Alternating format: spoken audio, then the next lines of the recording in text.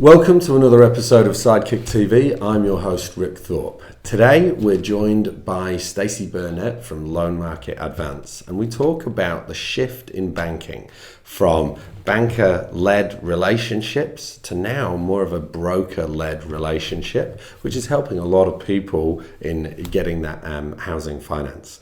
Now, we're going to talk about the changes with the rules and LVRs and some changes that are going to be coming. But crucially for you guys, the audience of self-employed and small business owners, we talk about what are the next steps for you if you're wanting to buy a house in the next year or so. So stay tuned, and if you enjoy it, please do subscribe. Cheers.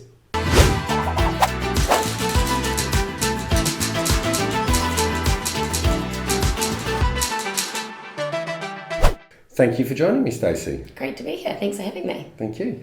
Now, Staci, as you know, is from the loan market, and so what we wanted to discover today was essentially, what's the role of a broker? Awesome. Great first starting question. So I remember walking into the bank with my dad when I was probably about 8 or 9 years old, and literally walking straight into the bank, sitting down with him and his bank manager. And I can still remember her exact name. And up until last year, that was who he used to deal with. And the bank manager played a massive role in the banking relationship that he held, much like a lot of other New Zealanders.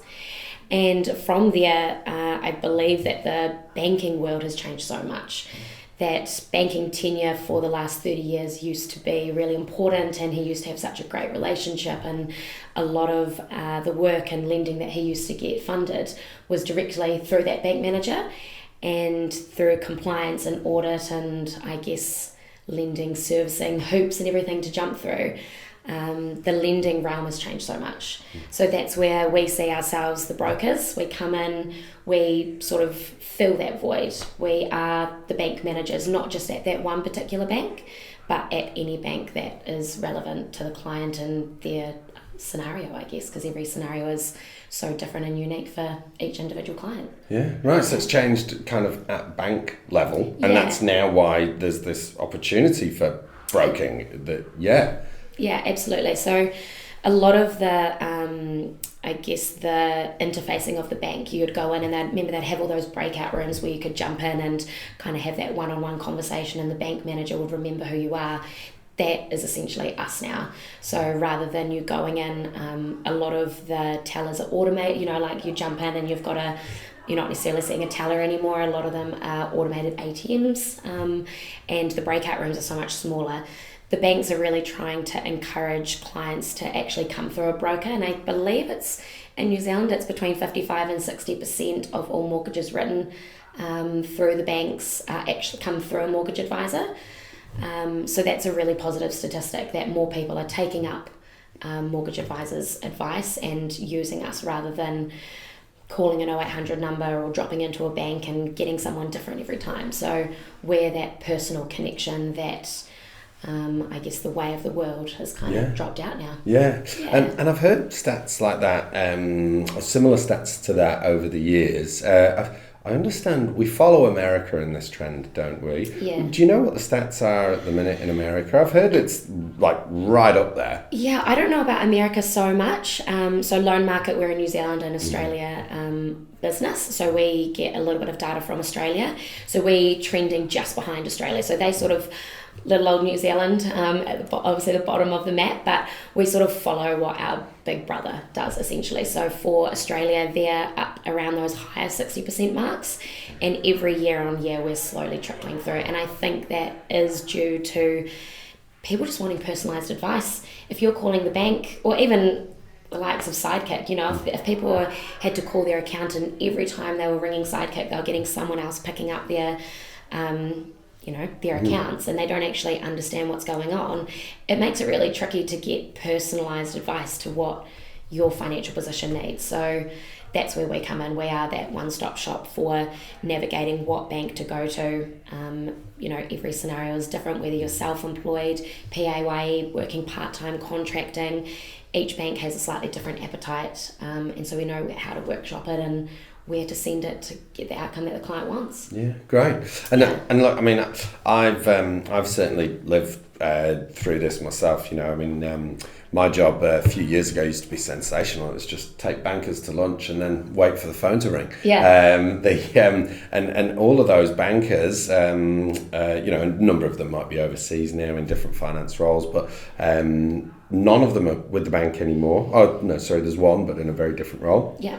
And the rest have actually gone into broking, because it's been a real fundamental change, hasn't it, at the bank end? Mm-hmm. And like you say, they're gearing now that you go through a broker to get your mortgage. So yeah, and we follow it right the way through. So rather than just doing that first port of call, we put it over maybe a 20 or a 30-year loan term for that mortgage. Ideally, the client isn't having it for that long, but we keep all their data and all of their information current, whereas think of in 20 years time, the person that you dealt with at any bank level, like you say, even a couple of years ago where you'd be going out with the bank managers who held really high superiority jobs, they're no longer in those roles.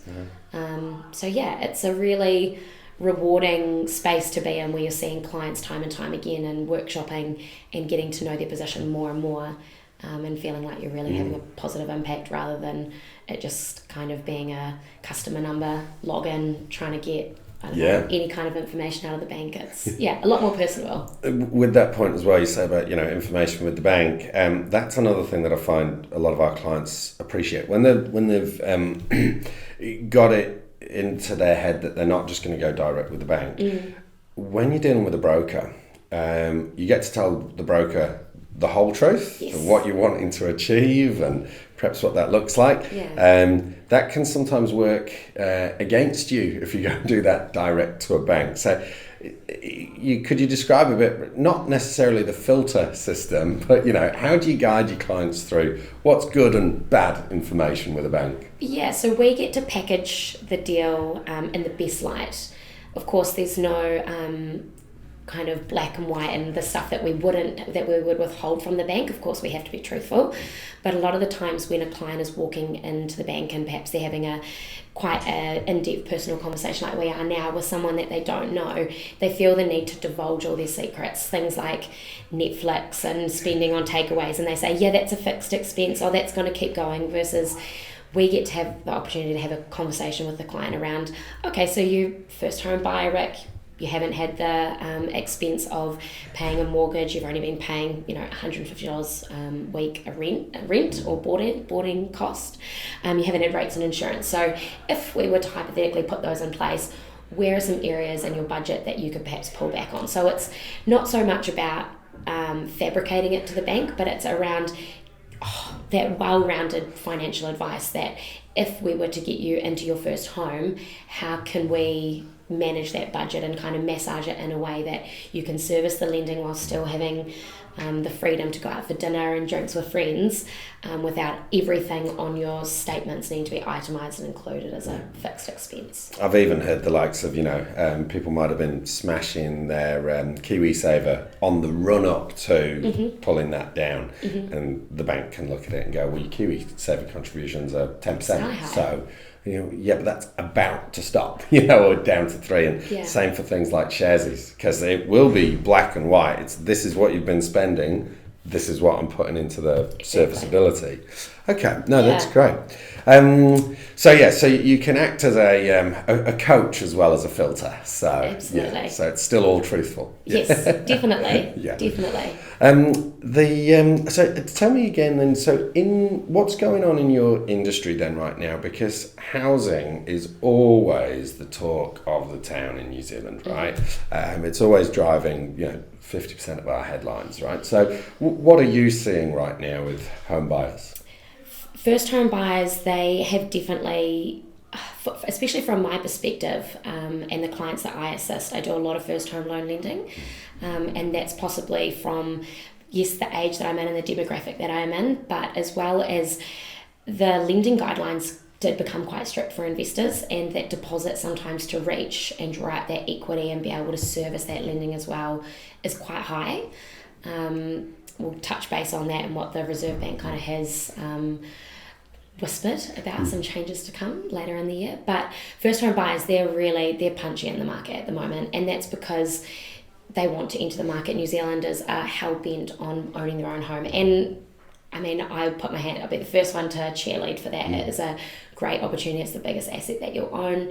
We look at it as if it's forced savings. You know, if you weren't paying a mortgage and you were just renting, and like I say, you're only making that $150 contribution towards your rent, it's very easy to flip the rest of your paycheck away, versus if you're meeting a mortgage and say that's an additional $200 or $300 a week, were you going to be saving that if you weren't owning a home?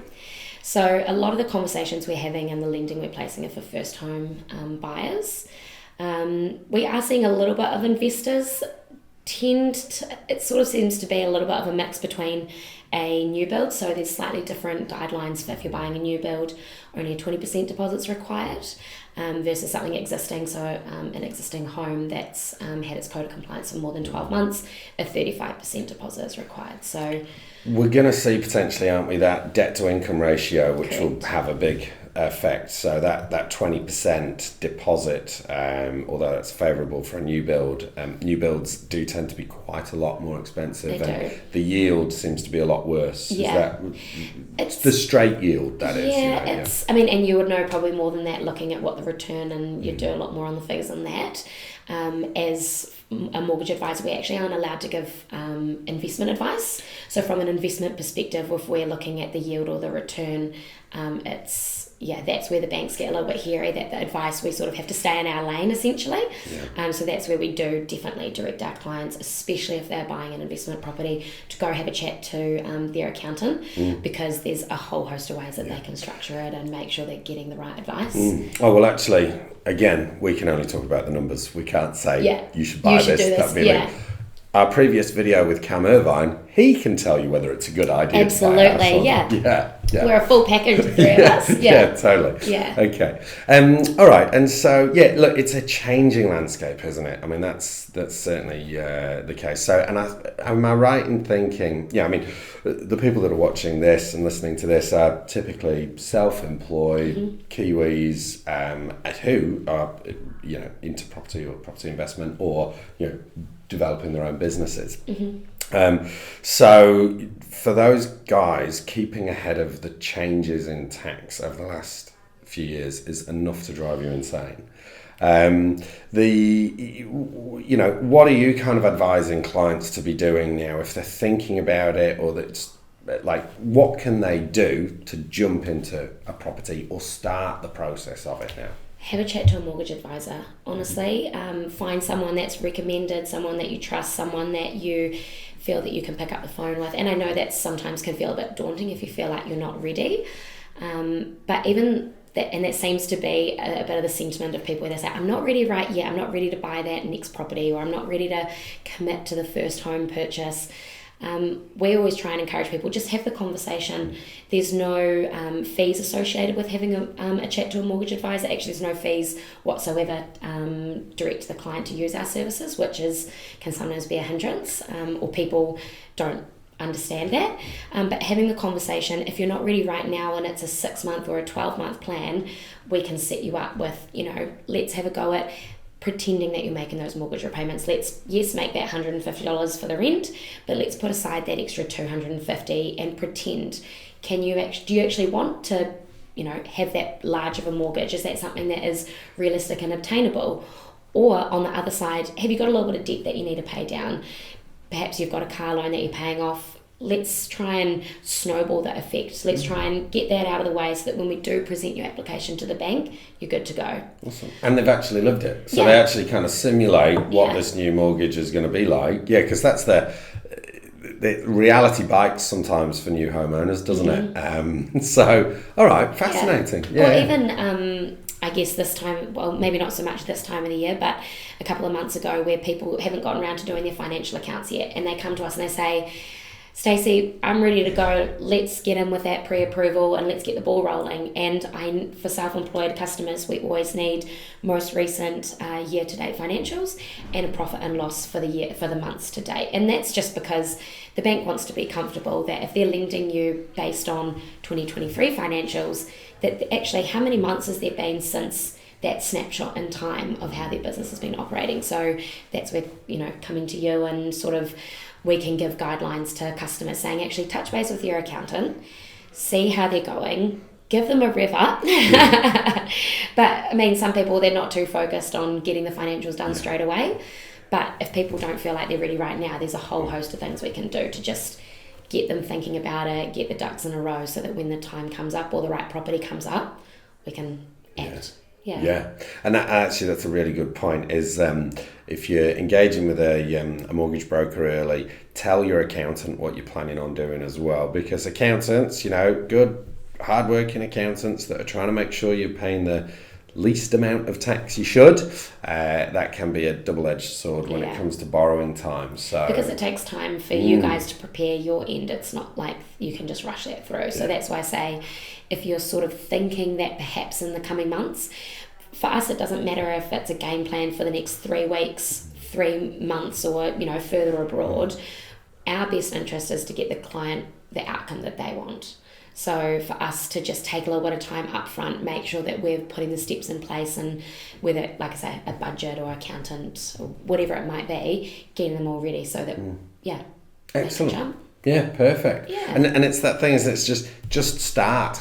It's like anything in life. Like anything, one foot in front of the other. Yeah. Awesome. All right, cool. Hey, look, thanks so much. There's been some great information in here that I hope will help, small business owners, self-employed, and first-time buyers. So, cool. Thank you very much, Staci. Thanks so much for having me in, Ric. Cool. Cheers. Great. Thank you. Thanks.